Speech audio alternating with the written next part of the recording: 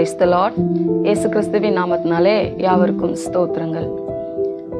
வேதத்துல அத்தி மரத்தை குறித்து 2 விதமாக சொல்லப்பட்டிருக்கிறது.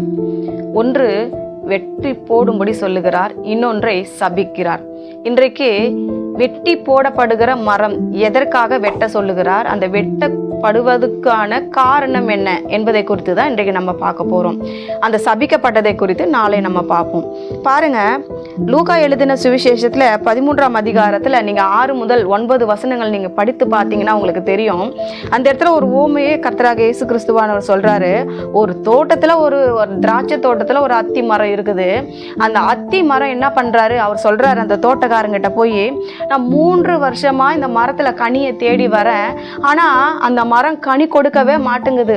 அது எதுக்காக வச்சிட்டு இருக்கிறீங்க? ஒன்னுத்துக்கும் பிரயோஜனம் இல்லாத அந்த மரம் இந்த தோட்டத்துல எதுக்காக இருக்கிறது?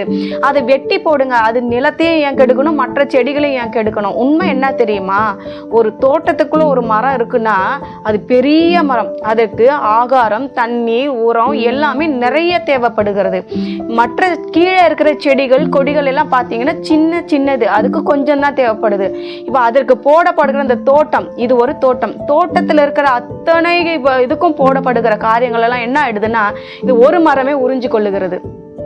இதனால கீழே இருக்கிற செடிகள் கொடிகள் சின்ன மரங்கள் எல்லாம் பாதிக்கப்படுகிறது. இந்த ஒரு பெரிய மரம் கனி கொடாததுனால கீழே இருக்கிற மற்ற செடிகளும் பாதிக்கப்படுகிறது என்று சொல்லப்படுகிறது. உண்மை என்னன்னு பார்த்தீங்கன்னா, இந்த இடத்துல அந்த மரம், இந்த தோட்டம் ஒரு குடும்பத்தை குறிக்கிறது.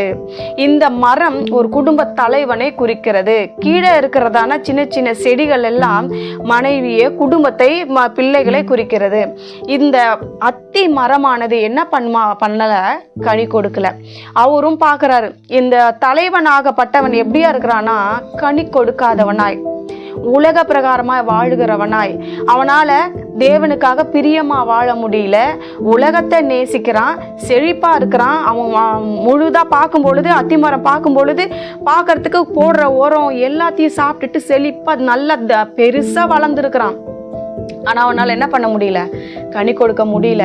நீ அதை வெட்டி போடு, மற்ற இதையும் ஏன் கெடுக்க வேண்டும்? பாருங்க, அது ஒன்று வெட்டப்படுகிறதுனால மற்ற அதில் இருக்கிற இலை கிளைகள் எல்லாம் பாதிக்கப்படுகிறது. ஆனா இதுல ஒரு பெரிய ரகசியம் அடங்கி இருக்கிறது. என்னன்னு பாத்தீங்கன்னா, இப்போ சபிக்கப்பட்ட மரம் முழுவதுமாக வேரோட பட்டு போய்விடும். அதுக்கு இனி அது வராது, திரும்பி வராது. ஆனா இந்த வெட்டப்பட்ட மரத்துக்கு இன்னும் ஒரு வாய்ப்பு இருக்கிறது. எப்படின்னு பாத்தீங்கன்னா, இந்த வெட்டப்படுவது எதற்கான அறிகுறி, எதற்கான அர்த்தம், காரணம் என்ன அப்படின்னு நம்ம பார்த்தோம்னா, அந்த மரத்தை நம்ம வெறும் அடியோட வெட்டுறோம், அவ்வளவுதான். ஆனா அதுக்கு கீழே என்ன இருக்கு, இன்னும் வேர் பூமியில நாட்டப்பட்டது அப்படியே தான் இருக்கு. அது என்ன பண்ணலாம், திரும்பவும் நினைச்சா திரும்பவும் துளிர் விட்டு கொஞ்சம் வளர்ந்து கனி கொடுக்க முடியும். அதுக்கு ஒரு வாய்ப்பு கொடுக்கப்படுகிறது. இந்த வெட்டப்படுகிற அனுபவம் எதை குறிக்கிறதுனா, சிட்சையை குறிக்கிறது. சிட்சை என்பது என்ன தெரியுமா, நம்ம ஆண்டவர் நமக்கு கொடுக்கிற சில சின்ன தண்டனைகள். நம்ம கனி கொடுக்கல, அவருக்கு பிரயோஜனமா வாழல, நம்ம அதுவும் இல்லாம ஒரு குடும்பத்துல இருந்துகிட்டு அப்பா செய்யற தவறுனால பிள்ளைங்களும் பாதிக்கப்படுவாங்க. அப்பா தப்பு செய்யறாரு, நான் செஞ்சா மட்டும் கேட்கறியே, அம்மா தப்பு செய்யறாங்க, நான் செஞ்சா மட்டும் என்னை கண்டுபிடிச்சு திட்டுறீங்களே, அடிக்கிறீங்களே, கேள்வி கேட்கறீங்களே, நிக்க வச்சு என்னை அற்பமா பாக்குறீங்களேன்னு சொல்லி பிள்ளைங்க எழும்பி என்ன பண்ணுவாங்க, இந்த ஒரு தலைவனை பார்த்து இந்த பிள்ளைங்க கெட்டு போறதுக்கு வாய்ப்பு இருக்கு. காரணம் காட்டுறதுக்கு வாய்ப்பு இருக்கு. அப்பா அப்படி செய்யறாரு, நான் செஞ்சா மட்டும் ஏன் கேக்குறீங்கன்ற மாதிரி ஒரு கேள்விக்குறிக்காக தான் இந்த அத்திமரமா நம்ம சொல்லப்படுகிறோம். இப்போ ஒரு சிட்சையை கொடுக்கிறார். அந்த சிட்சை வெட்டப்படுகிறது. அந்த வெட்டப்படும் போது அது எதை குறிக்குதுன்னா, வியாதி அனுமதிக்கலாம், அல்ல குடும்பத்துல ஏதோ உனக்கு பாடம் கற்பிக்க வேண்டும், உன்னை குறித்து ஒரு பெரிய திட்டம் இருக்கிறது, உன்னை குறித்து பரலோகத்துல தேவன் ஏதோ ஒரு சித்தத்தை வைத்து இருக்கிறார், உன்னை கொண்டு ஒரு பெரிய காரியங்களை செய்ய நினைத்து இருக்கிறார். ஆனா நீ அதற்கு சரிப்பட்டு வரலன்னா உன்னை என்ன பண்ணுவாரு, சிட்சையா அனுமதிப்பார் உன் வாழ்க்கையில. நீ என்ன பண்ண போற, நீ மட்டும் அனுபவிக்கல, உன் குடும்பத்தாரும் சேர்ந்து, உன் குடும்பத்தாரில சிலர் நீ எதை அதிகமா நேசிக்கிறியோ, மனைவியோ, பிள்ளைகளோ, அல்லது சொத்தோ, அல்லது நீங்க நினைக்கிற நகையோ, பணமோ, எதை அதிகமா நேசிக்கிறியோ அந்த முழு சம்பந்தப்பட்ட காரியங்களையும் உன்னை விட்டு நீங்கும்படியான சில காரியங்களை உன் வாழ்க்கையில அனுமதிப்பார். ஒருவேளை கடன் பிரச்சனை வரலாம், நஷ்டம் வரலாம், குடும்பத்துல சில பிள்ளைகள் பிரிந்து போகலாம், அல்லது ஒரு சிலர் இறந்து போகலாம், அல்லது ஒரு சில மனநலம் பாதிக்கப்படலாம், அல்லது ஒரு சிலர் என்ன பண்ணலாம், முழுவதுமாக வியாதியில மரண படுக்கையில படுக்கலாம். இதெல்லாம் தான் சிக்ஷை. ஆனா இதுக்கு ஒரு வாய்ப்பு இருக்கிறது. இந்த மரம் வெட்டப்பட்டு விட்டது, கனி கொடுப்பம்படி பார்த்து. ஆனா அந்த கீழே நீங்க படிச்சு பாத்தீங்கன்னா உங்களுக்கு தெரியும். அந்த தோட்டக்காரன் சொல்றான், அந்த வெட்டி போடுன்னு ஆண்டவர் சொல்றாரு. அதுக்கு அந்த தோட்டக்காரன் சொல்ற 8வது வசனம், அதற்கு அவன், ஐயா, இது இந்த வருஷமும் இருக்கட்டும், நான் அதை சுற்றிலும் கொத்தி எரு போடுவேன், கனி கொடுத்தால் சரி, கொடாவிட்டால் இனிமேல் அதை வெட்டி போடலாம் என்று சொன்னான் என்றார்.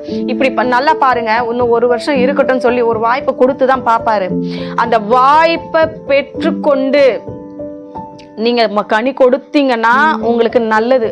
சில சந்தர்ப்பங்களை சூழ்நிலைகளும் உருவாக்கி தருவார். அனுகூலமான வாய்க்கால்கள் கதவுகள் திறக்கும்படி உதவி செய்வார். நீ எல்லாவற்றையும் அனுபவித்து கொண்டு நான் எவ்வளோ பாவம் செஞ்சாலும் எனக்கு நல்லது நடந்துட்டு தான்ப்பா இருக்குது, நான் எவ்வளோ இதுவாக வாழ்ந்தாலும் பாரு எனக்கு என்ன குறை, எனக்கு எல்லாமே தேடி வருது பாரு, எல்லாமே ஆசீர்வாதமாக தான் இருக்கிறேன், நான் ஏன் மனம் திரும்பணும், நான் ஏன் கனி கொடுக்கணும், நான் ஏன் மற்றவங்களுக்கு பிரயோஜனமாக வாழணும்னு பெருமை வந்துருச்சுன்னா, மேட்டிமை வந்துருச்சுன்னா, வெட்டி போடுவதற்காக கோடாரியானது மரம் அருகே வைக்கப்பட்டிருக்கிறதுன்னு வேதம் சொல்லுகிறது. எனவே தேவ பிள்ளைகளே, நீங்க செய்ய வேண்டிய ஒரே ஒரு காரியம், வெட்டி போட உங்களுக்கு ஒரு வாய்ப்பு கொடுத்தா கூட அது ஒரு வாய்ப்பு இருக்கு, அந்த மரத்துக்கு ஒரு வாய்ப்பு இருக்கு. வெட்டியே போட்டாலும் நீங்க என்ன பண்ணலாம், மனம் திரும்பி அந்த சில நேரம் சிலர் என்ன பண்ணுவாங்க, வியாதியில மரண படுக்கையில இருக்கும்போது அவங்க என்ன பண்ணுவாங்க, தன் தவறுகளை உணர்வாங்க, தன் பாவங்களை உணர்வாங்க. ஐயோ நான் தப்பு செஞ்சிட்டேன், எனக்கு எவ்வளவோ வாய்ப்பு கிடைச்சது, எவ்வளோ எனக்கு சந்தர்ப்பம் கிடைச்சது, எத்தனையோ பேர் எனக்கு புத்தி சொன்னாங்க, ஊழியர் வீட்டுக்கு வந்து எத்தனையோ வாட்டி ஜெபித்தாங்க, மனைவி பிள்ளைகள் எத்தனையோ வாட்டி உபவாசம் பண்ணாங்க, ஆனா நான் என்ன பண்ணிட்டேன், அதெல்லாம் அசட்டை பண்ணிட்டேன், நல்லா தானே இருக்கிறேன், எனக்கு என்ன கேடு, நான் ஏன் போய் இது பண்ணணும் அப்படின்னு நான் நினைச்சிட்டேன். ஆனா எனக்கு இப்படிப்பட்ட ஒரு பெரிய ஒரு சோதனை வரும், ஒரு மரண கண்ணி எனக்கு பிடிக்கும் நான் நினைக்கவே இல்லை அப்படின்னு சொல்லி அவன் தன் பாவத்தை உணர்ந்து மனம் திரும்புறான். பாத்தீங்களா? அப்போ அவன் நினைச்ச என்ன பண்ண முடியும், அந்த வெட்டப்பட்ட மரத்திலிருந்து புது கிளைகள் தோன்றி அதுக்கப்புறம் அது வளர்ந்து கனி கொடுக்க முடியும். இதுதான் உங்களுக்கு கொடுக்கப்படுகிற ஒரு வாய்ப்பு. இதையும் நீ வாங்கி கொண்டு கனி கொடுக்க மறுத்தாயானால் கீழே இருக்கிற அந்த வேரையும் புடுங்கி போடப்படும். ஏன்னா அதுக்கப்புறம் அதுக்கு வாய்ப்பே கிடையாது, துளிர்க்கவோ இல்லை வேறு அங்கங்க ஊன்றவோ இல்லை இன்னொரு வாய்ப்பு அதுக்கு கிடையாது. அதுக்குதான் கர்த்தர் சொல்றாரு, உன் ஒருத்தனால உன் குடும்பமே பாதிக்கப்படும், உன் ஒருத்தனால உன் குடும்பம் எல்லாம் கெட்டு போகும். உன்னை சாக்கு சொல்லிதான் அவங்க தவறு செய்வாங்க, உன்னை சொல்லிதான் அவங்க கெட்ட பாவத்துல போவாங்க. ஏன் தெரியுமா, அப்பா செய்யறாரு நான் செஞ்சா என்ன, அம்மா செய்யறாங்க நான் செஞ்சா என்னன்னு நீங்க அவங்களுக்கு ஒரு உதாரணம் ஆயிடுறீங்க. ஆகினால அத்தி மரமா இருக்கிற குடும்ப தலைவி என்ன பண்ணணுமா, அந்த தேவனுக்கு பிரியமா அந்த குடும்பத்துக்கு ஏற்ற விதத்துல கனி கொடுத்தால் இன்னும் உனக்கு போட வேண்டிய எரு போட்டு உனக்கு கொடுக்க வேண்டிய எல்லா ஆசீர்வாதம், ஐஸ்வர்யம், மகிமை, புகழ், பேர் எல்லாவற்றையும் உனக்கு கொடுப்பாரா. சகல நன்மைகளை இந்த பூமியில உன்னை ஆசீர்வாதமா வைப்பாரு. ஒருவேளை நீ கனி கொடுக்கலன்னா உன்னை வெட்டி போடுவார், அது வேரோட பிடுங்கப்படும், இன்னும் போனா சபிக்கவும் செய்வார். எனவே நீ என்ன பண்ணணுமா, ஒரு குடும்ப தலைவனா இருக்கிற நீ உன் குடும்பத்தை கெடுக்காதபடிக்க சொல்றாரு பார்த்தா, அது ஏன் அந்த நிலத்தை கெடுக்கணும், அது ஏன் இதை எல்லாத்தையும் கெடுக்கணும், அதனால அதை வெட்டி போடு. அந்த ஒரு மரம் இருக்கிறதுனால அந்த குடும்பமும் கெட்டு போகுது. சாக்கு போக்கு சொல்லி எல்லாரும் அந்த பார்த்து தன்னை கெடுத்து கொள்ளுகிறார்கள். எனவே தேவ பிள்ளைகளே, மனம் திரும்புங்கள். கர்த்தர் உங்களுக்கு கொடுக்கிற இந்த வாய்ப்பை வாங்கி கொள்ள மறுத்து விடாதிருங்கள். வாங்கி கொஞ்சம் கொஞ்சமாய் வளர்ந்து நீங்க அந்த சிற்றைக்கு போவதற்கு முன்பதாக, வெட்டப்படுவதற்கு முன்பதாகவே கொத்தி எரு போடும்படியாக அந்த தோட்டக்காரன் வருகிறான். பாத்தீங்களா? உங்களுக்கு ஒரு வாய்ப்பு கொடுக்கப்படுகிறது. பாத்தீங்களா? அப்பவே நீங்க மரணத்துக்குள்ள போகாததுக்கு முன்னாடி, சிற்றைக்கு முன்பாக போவதற்கு முன்பதாகவே உணர்த்தப்படுவீர்கள். ஆனால் நீங்க என்ன பண்ணுவீங்க, மிகுந்த கனிகளை கொடுப்பீங்க. உங்கள் மேல ஆசீர்வாதங்கள் தங்கும். உங்க குடும்பம் சீர்படுத்தப்படும். நீங்க கணக்கு கொடுத்தீங்கன்னா எல்லாத்துக்கும் சந்தோஷம். கீழே இருக்க எல்லா செடி கொடி எல்லாத்துக்கும் ஆகாரம் கிடைக்கும். எல்லாம் அதனால வளரும். அநேக பறவைகள் உன்னில உட்காந்து திருப்தி அடையும். உன்னால 4 பேருக்கு நன்மை நடக்கும். நீ இப்படி இருப்பாயானால், மனிதனுக்கு யாருக்கும் உதவாமல் போவாயானால், கர்த்தர் உன்னை ஒரு நாள் சபிக்க வேண்டிய நிலைமையாகும். நீ இருக்கிற இடம் இல்லாமல் போக வேண்டிய சூழ்நிலை வரும். தேவ பிள்ளையே, மனம் திரும்பு. உனக்கு கொடுக்கிற வாய்ப்பை பற்றி கொண்டு கனி கொடுக்க உதவியாயிரு. ஜெபிக்கலாமா? நல்ல தகப்பனே, இந்த வேலைக்காக நன்றி செலுத்துகிறேன்.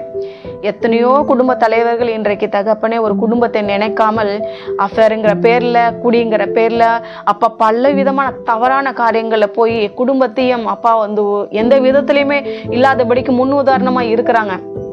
கெட்டு போறதுக்கு அப்படிப்பட்ட தலைவர்களை கண்ணோக்கி பாரும். உங்க கரத்துல ஒப்பு கொடுக்கிறேன். இயேசுவின் நாமத்துல ஜெபிக்கிறோம் பிதாவே, ஆமென்.